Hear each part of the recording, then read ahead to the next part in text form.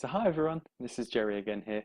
I've got a follow-up video for you now, following on from looking into different routes into the teaching sector. And what I want to do in this video is I want to give you some further guidance about PGCerts, so that's teaching for further education, higher education, or more kind of general private tuition, specifically looking at BIMS PGCert. Right, so this is my course actually, and while there are a lot of different teaching routes out there, different teacher training qualifications, I do actually think that our PGCert at BIM is a really great course. It's a very supportive course for helping you become the best teacher that you can be, frankly. And I want to share with you some of the specifics so you can see whether it's right for you. So the full title of the course is a postgraduate certificate in learning and teaching, right? So it's a 60 credit course at level 7, which means it's master's level postgraduate, and we're validated by the University of Sussex. So getting this qualification is really fantastic because Sussex are very highly rated in education. So what you'll actually end up with is a master's level course to your name from a really top university in education. Our course takes 1 academic year, so we run in BIM's usual term structure from October up until July at the end of the academic year. And as a course, we're mainly focused around further education, higher education, so it's kind of post-compulsory, generally adult learners, with a bit more of a focus on the creative arts.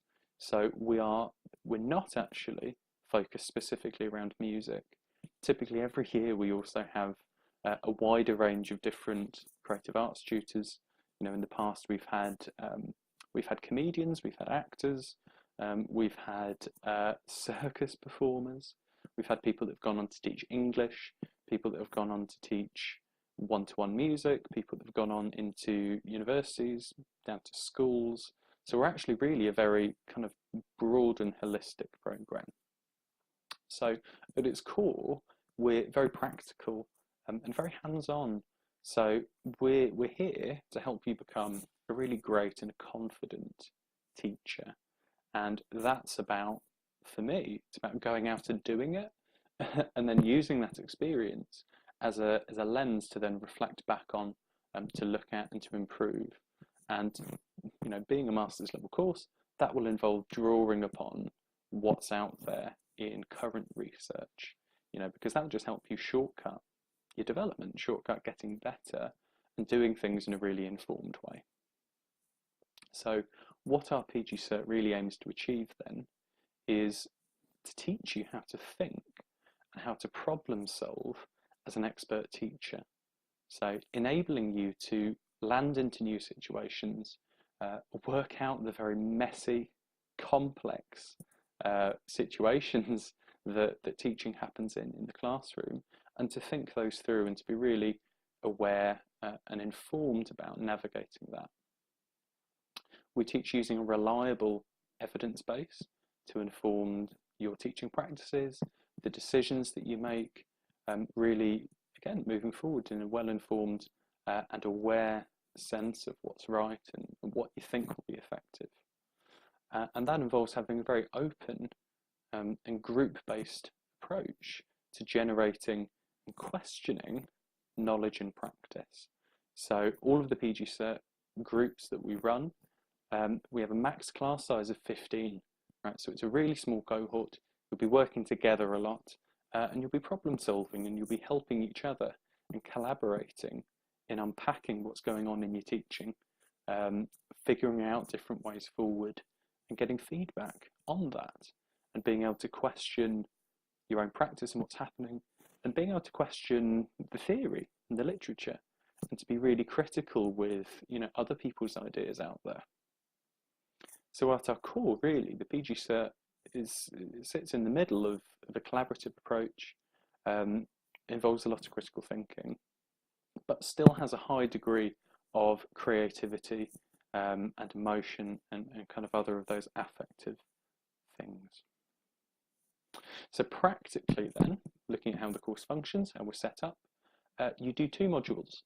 So in terms 1 and 2, you'll take your PGO1, Teaching, Learning and Assessment. So this is a kind of broad module about all of the different main functions and dimensions of effective teaching and learning and assessing. So we assess this by professional portfolio. So all the way through the course, you're going to be generating evidence, you can be trying things out, you can be reflecting on it, you can be reading, and what we assess you on is your ability to draw all of that together and to really show us how you're acting as a professional and how you're evaluating the impact that you have as a teacher. Now, starting in term 2, finishing in term 3, you'll also undergo a piece of action research, right? So this isn't research in the traditional sense. This is where you pick a particular area of your teaching, say that's your confidence or the way that you give feedback or your aim to empower your students, and you research how you can get better at that particular thing, right? So through getting data from your students, through looking at the literature, it's you forming your best way forward in your own development. So this is assessed by an initial project proposal and then a written report at the end. And frankly, what the action research process is it's just a really usable and effective model of professional development. So quite often people come out of their PGCerts, land into a new teaching role, and then naturally find that they're doing all of the same steps as action research in figuring out how to do that role the best way. So it actually becomes part of your toolkit, part of your general way of being when learning on the job, and I suppose learning through the rest of your life. So if you take the PGCert, there is a relatively high commitment in terms of your time. Now, we are a part-time course, technically, but there are quite a few different components of your study that are required in order to be effective. So firstly, we have evening sessions. So every week of a normal BIM term, you'll be in for 3 hours on a Thursday, typically running through content, applying teaching and learning theory, reflecting on things, looking at different angles of teaching and learning. These are highly experiential. We don't deliver by lecture. They're very active. There'll be lots of discussion, lots of practical tasks. And then also every month from 10 a.m. to 5 p.m. For 2-day weekends, you'll have intensive workshops, either looking at specific content, about your portfolio, about your research, or for the majority of your weekends, you'll actually be engaged in micro-teaching. So you'll plan and deliver lessons to other members of your group that are taking the PGCert. So what it becomes is a really supportive kind of lab environment where you get to test out and to try new things in your teaching, knowing that you're going to be really well supported and that you're going to get fantastic feedback on how to improve. We also run an online blog. We're moving to Moodle for next year, so if you've been studying at BIM, you're going to be using the same systems there. And we'd ask about 4 to 6 hours a week for you to be engaged in weekly reading, discussion tasks, and again, other forms of video and kind of reflective and practical activities. While you're studying the course, you'll also be on placement. So, if you're training to be a teacher, you do actually need to be in class doing it, right? So we expect you to be on placement around 2 days a week. That's about 8 to 12 hours tends to be most effective. And we can provide all of that within BIM. If you like, we can get you classes at BIM that you'll see through the whole year. Or you can go and find other institutions. You could contact a school and get a placement there. Or you could also get one-to-one teaching. If you're interested in being a private educator, you can find some one-to-one students you can teach, and you can form that to become part of your placement hours. So when you start the course, we'll just have a conversation with you about where you'd like to teach and where it's going to be best, and then we'll put together with you a kind of bespoke placement package that you'll then see through for the rest of the course. You also have tutorials on the PGCert. We actually do these at least an hour long, generally, much more supportive to get kind of deep into the nitty-gritty aspects of being a good teacher. And you'll be able to have these throughout the year.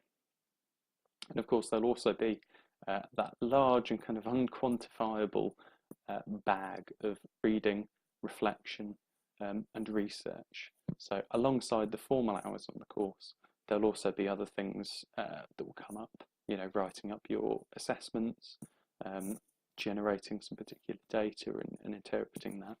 So as the course goes on, we'll highlight where that work will come up. And then actually I'd just like to share with you a couple of quotes from other people that have gone through the PGCert that I think highlights and shows what kind of course it is.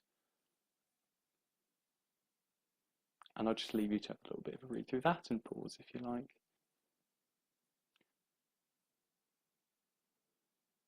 So while the PGCert is mainly aimed at post-compulsory education, you can actually use it in order to teach in schools and to be qualified for that.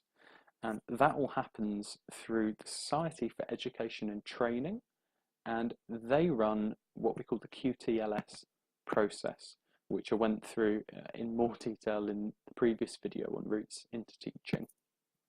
Now, what this entails is a process that's called professional formation, right? So this happens after you've qualified from your PGCert, and they take that and they say, right, you've been trained as a teacher. We're now just going to assess you on some of those skills to see whether you're doing them at a professional standard. So they look at your ability to use effectively the skills and knowledge that you'll have acquired on the course. So looking at teaching, looking at supporting learning, looking at assessment, planning, all of those different things, and also your ability to apply certain occupational standards. So having particular values as an educator, you know, looking at health and safety requirements, looking at particular legal frameworks, all in order to be fully professional, fully well informed as a teacher in schools. Now, we haven't had anyone not gain their QTLS after having completed the PGCert and gone for it, but be aware that it is a follow-on qualification. So we can support you through the process, but it's something that you'll have to do independently. I think it costs about £60 to £80 to gain the full thing and takes 4 to 6 months. So it's a bit of a time delay if you want to teach in, say, a secondary school with a PGCert. So that's why we do recommend different qualifications generally for school teaching. Now, if you want more details, the Society for Education and Training has some really detailed guidance up on their website. The website looks like this. And I particularly recommend their guidance on the whole professional formation process. And they've also got some very useful information for head teachers. Now, because QTLS is quite new, often head teachers or people that work in schools aren't fully aware of some of the nuances surrounding it. So this can be helpful, say, if you're getting your placement at a school and they just want to know a little bit more about, you know, this PGCert thing that you're doing. So let's talk funding for your PGCert. Now, BIMS PGCert costs £5,500 if you're in the EU, £11,000 if you're a non-EU student.